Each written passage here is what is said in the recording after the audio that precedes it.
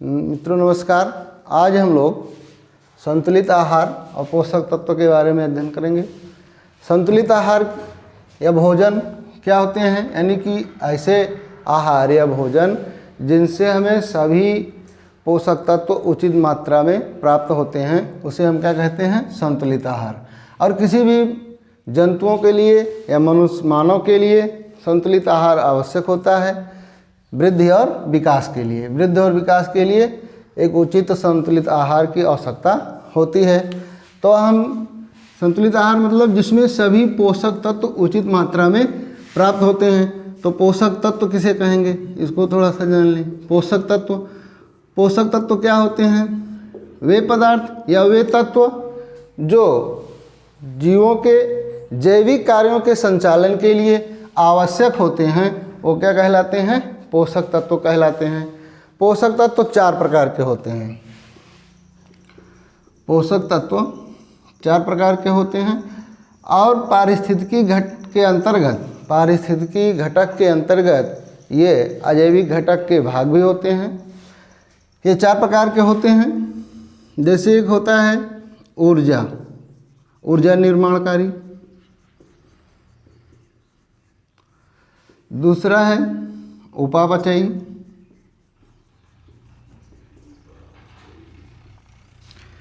तीसरा है वृद्धि मरम्मत। चौथा है आनुवंशिक जो आनुवंशिक लक्षणों को एक पीढ़ी दूसरी पीढ़ी में ले जाने वाले पोषक पदार्थ। आनुवंशिक लक्षणों को एक पीढ़ी से दूसरी पीढ़ी। जो वृद्धिकारी ऊर्जा निर्माणकारी के अंतर्गत आते हैं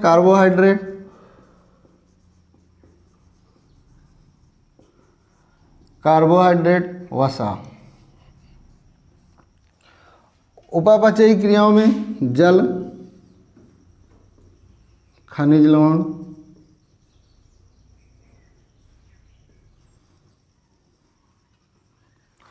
वृद्धि निर्माणकारी और मरम्मत में सहायक होती है प्रोटीन।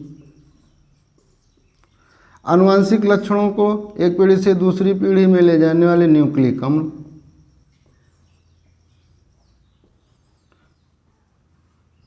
ये हैं पोषक तत्व जो कितने प्रकार के हैं? चार प्रकार के। एक है ऊर्जा निर्माणकारी, उपापचयी क्रियाओं में जो सहायक होते हैं। वृद्धि मरम्मतकारी निर्माणकारी प्रोटीन होता है। आनुवंशिक लक्षणों को एक पीढ़ी से दूसरी पीढ़ी में ले जाने का कार्य न्यूक्लिक अम्ल करता है। तो ये है पोषक तत्व चार प्रकार। अब इसमें से हम एक का अध्ययन करते हैं ऊर्जा निर्माणकारी में जैसे हम अगर ले लें कार्बोहाइड्रेट।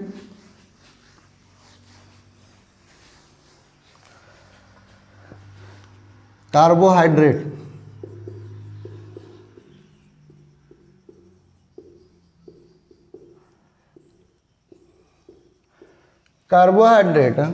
कार्बन, हाइड्रोजन,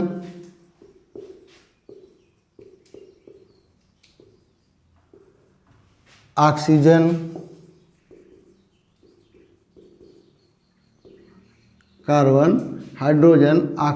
के 1:2:1 से मिलकर बना होता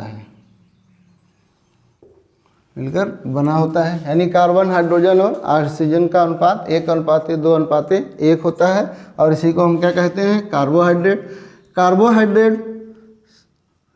संपूर्ण ऊर्जा का 50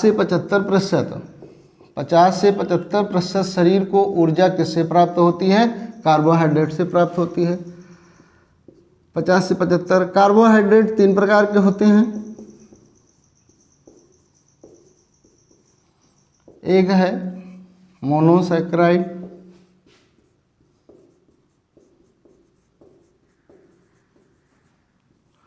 दूसरा है डाइसैकेराइड,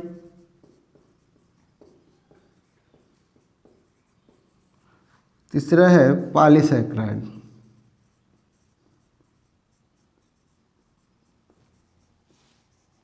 तीसरा है पॉलीसैकेराइड। मोनोसैकेराइड यानी कि कार्बोहाइड्रेट के अणु जो एकदम जटिल बंधों से जुड़े नहीं होते हैं, यानी सरल बंधों द्वारा जुड़े होते हैं और जल्द ही शरीर में घुल जाते हैं, हमें ऊर्जा प्रदान करते हैं, यानी ज़्यादा शरीर को उसमें परिश्रम नहीं करना पड़ता, वो क्या कहलाते हैं? मोनोसैकराइड। डाइसैकराइड यानी कि दो मोनोसैकराइड के भिन्न भिन्न अणु या एक समान अणु से मिलकर क्या बनते हैं? डाइसैकराइड। दो से अधिक मोनोसैकराइड जब मिलते हैं तो उसे हम क्या कहते हैं? पॉलीसैकराइड कहते हैं। और इनके उदाहरण हैं, जैसे हमने कहा कि मोनोसैकराइड ग्लूकोज,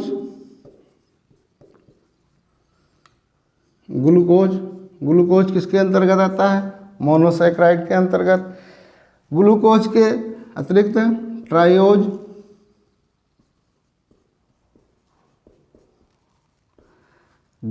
ग्लैक्टोज, ये किसके अंतर्गत आते हैं? मोनोसैकराइड। उदाहरण डाइसैकराइड के उदाहरण हैं, जैसे सुक्रोज, लैक्टोज शर्करा, जिसको हम जानते हैं लैक्टोज। तीसरा है माल्टोज, ये किसके उदाहरण हैं? डाइसैकराइड के। पॉलीसैकराइड स्टार्च, काइटिन, ये किसके उदाहरण हैं? पॉलीसैकराइड के। इसे ग्लूकोज, आप इसको आसानी से समझ सकते हैं। ग्लूकोज हम लेते हैं, शरीर को तत्काल हमें ऊर्जा प्राप्त होती है, यानी शरीर को परिश्रम तोड़ने में मेहनत नहीं करनी पड़ती। यानी जो सरल होते हैं उन्हें हम क्या कहते हैं? मोनोसैकराइड। दो मोनोसैकराइड से डाइसैकराइड, दो से अधिक जब मोनोसैकराइड मिलते हैं उसे हम क्या कहते हैं? पॉलीसैकराइड कहते हैं।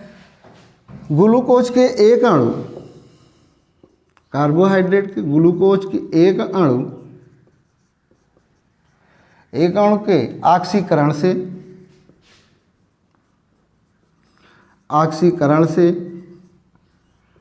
4.2 कैलोरी ऊर्जा प्राप्त होती है।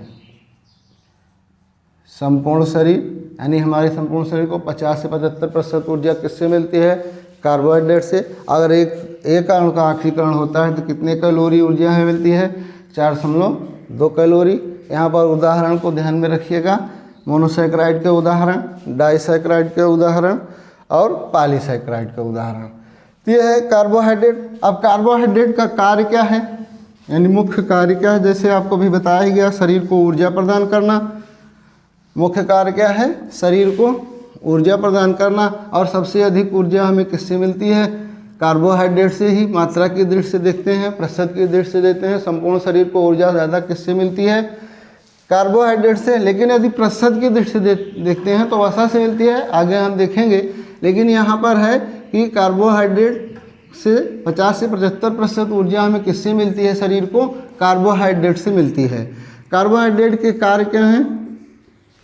ऊर्जा प्रदान करना,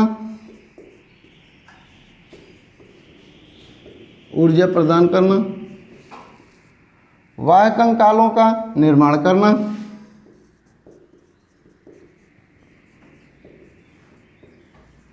बाह्य कंकाल का निर्माण करना, विटामिन सी का निर्माण करना, ये सब किसके कार्य हैं? कार्बोहाइड्रेट के। शरीर को ऊर्जा प्रदान करना, शरीर में बाह्य कंकाल जो है उनका निर्माण करना, विटामिन सी का निर्माण करना, ये है किसके कार्य? कार्बोहाइड्रेट के कार्य हैं। आगे हम देखते हैं अब वसा। ऊर्जा उत्पादक में अगला कौन से है? वसा है। वसा, इसे फैट कहा जाता है।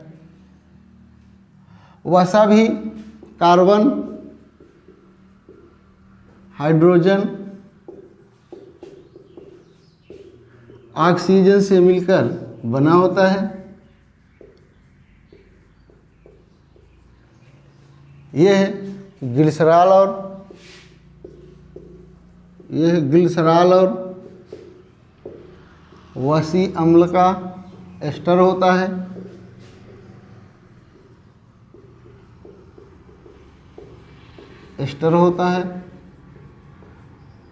अब वसा के बारे में जैसे कहा गया कि 20 डिग्री इसकी विशेषता है कि 20 डिग्री सेल्सियस ताप पर, यानी कि सामान्य ताप पर 20 डिग्री सेल्सियस सामान्य ताप पर वसा जो होती है वो किस अवस्था में होती है? ठोस अवस्था में। यदि इतनी अवस्था पर ये वसा क्या होती है? ठोस अवस्था में होती है। और यदि इतने ताप पर द्रव अवस्था में अगर हो जाए तो इसे हम क्या कहते हैं? तेल या आयल कहते हैं। तो थोड़ा सा यही दोनों में अंतर है कि आयल या तेल क्या होता है कि 20 डिग्री सेल्सियस ताप पर सामान्य ताप पर वसा क्या होती है? ठोस अवस्था में होती है। और जब ये इतने ताप पर द्रव अवस्था में हो तो उसी को हम क्या कहते हैं? तेल कहते हैं या आयल अंग्रेजी में कहते हैं, जो कि वसा को फैट कहते हैं और तेल को आयल। अंग्रेजी में इसको आयल, इसे फैट कहते हैं। इसकी विशेषता दोनों में क्या अंतर है कि 20 डिग्री सेल्सियस ताप पर यदि ठोस है सामान्य ताप पर तो उसे वसा, और इतने ताप पर यदि द्रव अवस्था में होती है इसे हम क्या कहते हैं? तेल कहते हैं। ये दो प्रकार की, एक होती है संतृप्त वसा और दूसरी है असंतृप्त वसा। संतृप्त और असंतृप्त। संतृप्त वसा होती है जिसमें अब किसी की मिलावट नहीं हो सकती, और असंतृप्त है जिसमें गुंजाइश होती है। तो जैसे कि असंतृप्त है इसमें कुछ गुंजाइश है, जैसे जितने भी वनस्पत तेल हैं, जितने भी वनस्पत तेल हैं उसमें हम और मिला सकते हैं। वनस्पत तेल, मछली का तेल, ये किस तेल का उदाहरण है? मछली तेल, असंतृप्त वसा का। लेकिन यदि नारियल तेल है, ताड़ तेल है, ये किसके अंतर्गत आता है? संतृप्त वसा के अंतर्गत आता है, क्योंकि इसमें अन्य किसी तेल या अन्य किसी अणुओं की मिलावट या गुंजाइश ही नहीं होती है। तो यही है संतृप्त और जैसे कहा जाता है संतृप्त। ऐसे अभी वायुमंडल में भी पढ़ाया गया कि जब हमारा वायुमंडल नमी से एकदम तृप्त हो जाता है, जब संघनन की क्रिया होती है वायुमंडल पूरा एकदम भर जाता है, 100% हो जाता है, तब वही बूंदें कहाँ गिरती हैं? पृथ्वी पर जल गिरता है और बूंदों के रूप में हमें महसूस होता है पृष्ठ तनाव के कारण। तो इसी को वर्षा हम कहते हैं। यही चीज़ यहाँ थोड़ा समझिए, जब यहाँ कहने का मतलब कि अब उसमें और मिलावट नहीं हो सकती या उसमें कोई भी अणु हम डाल नहीं सकते, तो वह वर्षा क्या कहलाती है? संतृप्त। और असंतृप्त का मतलब हो गया कि जब उसमें कुछ मिलावट, जैसे वनस्पति तेल है, सरसों के तेल है, तो कोई भी अन्य वनस्पति का तेल है तो उसको दोनों को हम मिक्स कर सकते हैं। मछली का तेल है, मछली के तेल में भी हम कुछ मिलावट कर सकते हैं। तो यह असंतृप्त है और ये संतृप्त है। अब आगे हम देखते हैं कि वसा से हमें ऊर्जा कितनी मिलती है। यदि एक अणु है, वसा का यदि एक अणु है तो उससे हमें 9.2 किलो कैलोरी ऊर्जा प्राप्त होती है।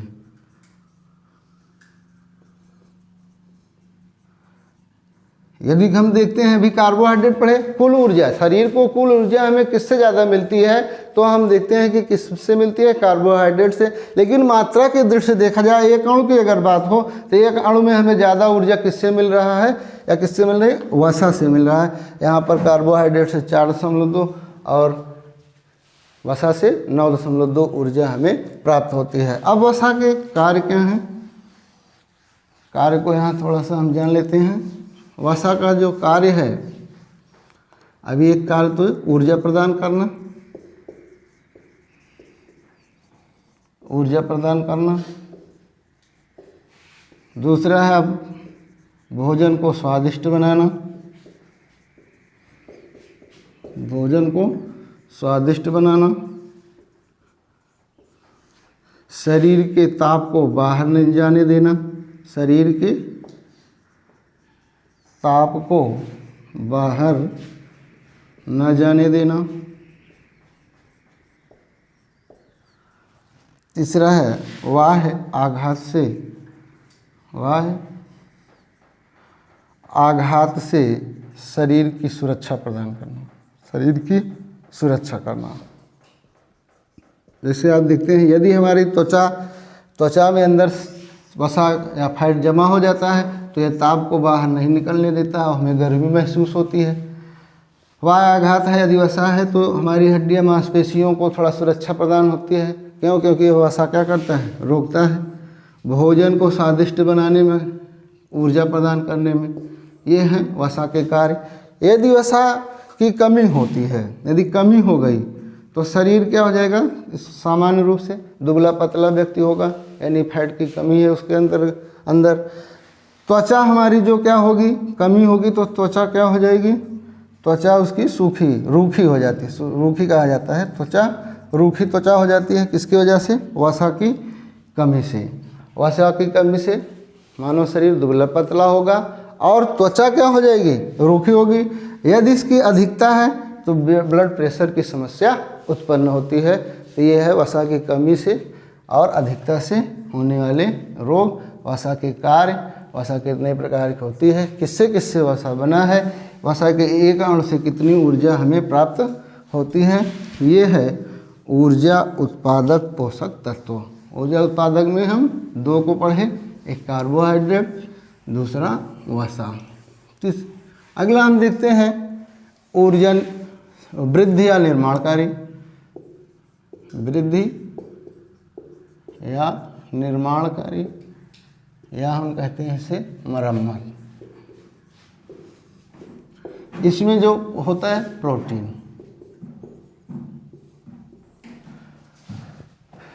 प्रोटीन आता है जो शरीर की वृद्धि, निर्माण और टूटे फूटे अंगों की मरम्मत किससे होती है, प्रोटीन के द्वारा होती है।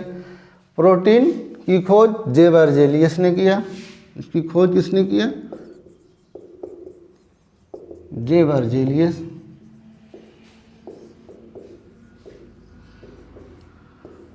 प्रोटीन एक जटिल कार्बनिक यौगिक है, एक जटिल कार्बनिक यौगिक है जो 20 अमीनो अम्ल से मिलकर बना होता है। 20 अमीनो अम्ल से मिलकर बना होता है।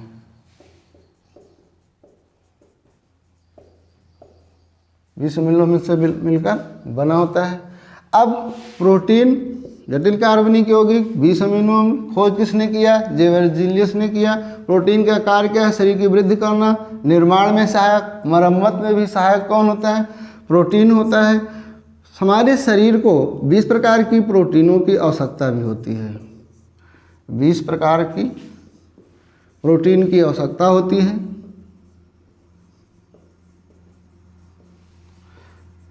आवश्यकता होती है जिसमें से 10 का निर्माण शरीर स्वयं करता है। 10 का निर्माण शरीर स्वयं कर लेता है और 10 हम किससे प्राप्त करते हैं, भोज्य पदार्थों से।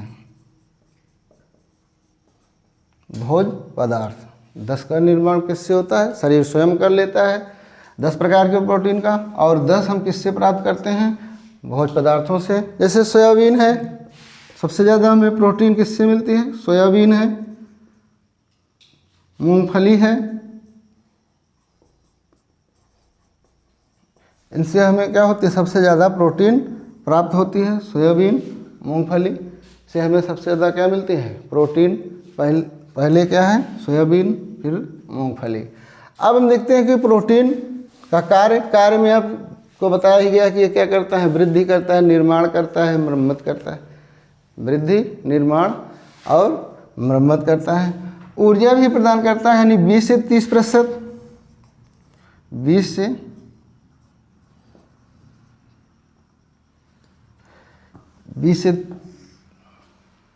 20 से प्रोटीन जो होता है, प्रोटीन 20 से 30 नहीं, जैसे 20 से 30 की हम चर्चा कर रहे थे, तो 20 से 30% का योगदान वसा का होता है। और यहाँ प्रोटीन है, प्रोटीन हमारे संपूर्ण शरीर के निर्माण में 15% योगदान किसका होता है, प्रोटीन का होता है। और जैसे हम पढ़ेंगे शरीर में ऊर्जा 50 से 75% किसका, कार्बोहाइड्रेट का, 20 से 30 किसका हो गया, वसा का, और शरीर निर्माण में 15% किसका है, प्रोटीन का है। अब यहाँ पर हम देखते हैं प्रोटीन के कार्य, जैसे ऊतक का निर्माण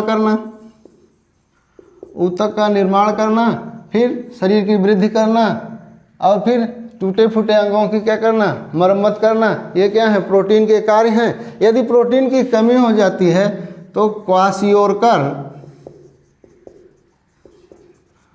और मारस्मस रोग, प्रोटीन की कमी से ये 2 रोग होते हैं बच्चों में, मुख्यतः बच्चों में होते हैं। कौन कौन से रोग? क्वाशियोरकर और मरस्मस रोग होते हैं। और क्वाशियोरकर में क्या होता है, हाथ पांव तो दुबला हो जाता है, हाथ पांव क्या होगा, दुबला होगा, और पेट क्या होगा, बाहर निकल आता है।